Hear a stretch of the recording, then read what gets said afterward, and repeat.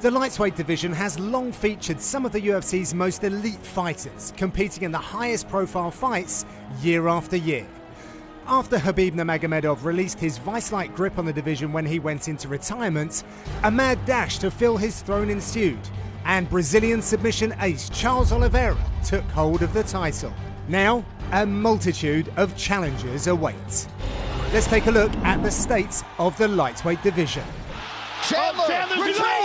Now Chandler is down! He's down! Charles Oliveira is the undisputed UFC lightweight champion! Charles Oliveira completed a long, arduous journey when he knocked out Michael Chandler at UFC 262 and became the lightweight champion of the world. Now he faces the difficult task of defending his title, but he is perhaps in the prime of his fighting life. His 9-fight win streak includes 4 submissions and 3 knockouts, and he already holds the UFC record for submissions with 14. Altogether, Sao Paulo's do Bronx stands as one of the most dangerous and difficult puzzles to solve in mixed martial arts. A worthy champion awaiting his first challenger. Which brings us to the Diamond.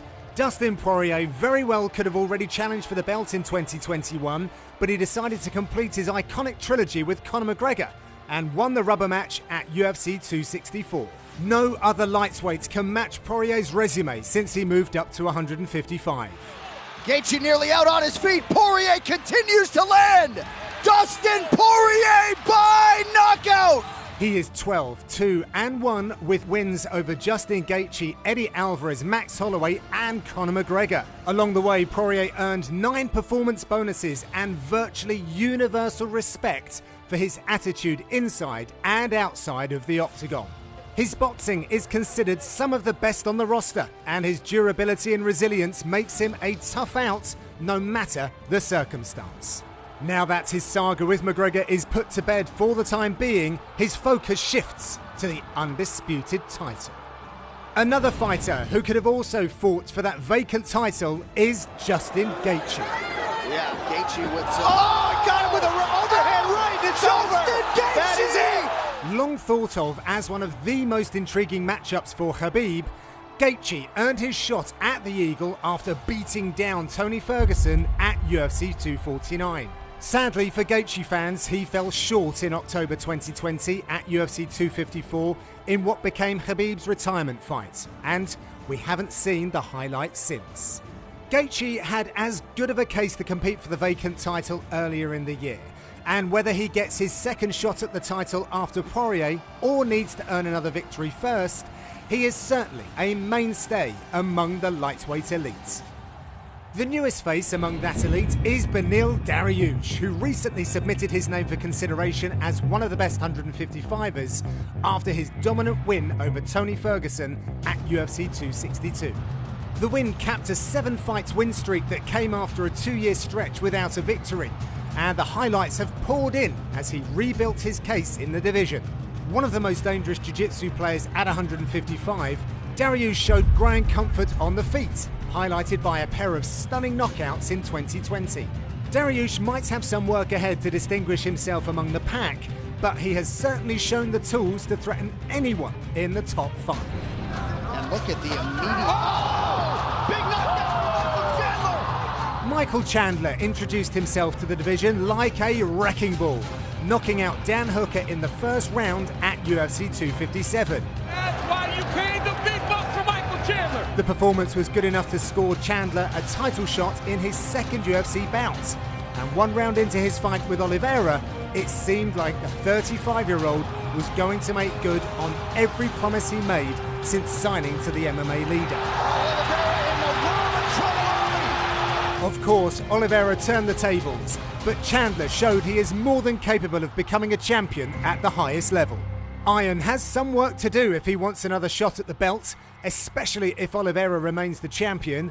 Luckily, any fight against the top lightweight is on the table for him, so whether his bounce-back fight comes against Gaethje, Dariush or somebody else, we know enough about Chandler to know that he will bring fireworks. Perhaps nobody on this list has as many question marks swirling around him as Tony Ferguson. The man who put together a legendary 12-fight win streak in the division now finds himself on a 3-fight skid. And KN0CKOUT hasn't exactly looked like his best self in those 3 fights. However, fighters like Ferguson don't go away quietly.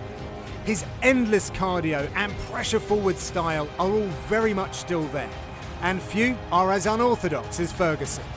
What's next for the division's boogeyman is unknown, but if he is able to turn things around quickly, nobody should be surprised. You cannot talk about 155 without bringing up Conor McGregor. The sport's biggest star seems to have a long road back after breaking his leg at UFC 264, and predicting McGregor's next move is as difficult a venture as any. This is not over! He seemed adamant about a 4th fight with Poirier, but as always, McGregor has options after he recovers, such as a trilogy fight against Nate Diaz, or perhaps an overdue matchup against Rafael dos Anjos. Speaking of RDA, the former lightweight champion made a triumphant return to the division last November when he defeated Paul Felder. The 36-year-old has waited for his next chance to pick up a big win, and after weighing in as a backup at UFC 264, you know he is certainly chomping at the bit to return to action. Someone who could make sense for RDA is Islam Makhachev. Fresh off another dominant win in his first UFC main event, Makhachev finds himself on an 8-fight win streak. With Khabib in his corner, Makhachev is in a remarkably similar spot as his mentor. He seems like the fight nobody in the division wants because of his suffocating sambo wrestling and powerful striking. But if he keeps racking up wins, he cannot be denied for long.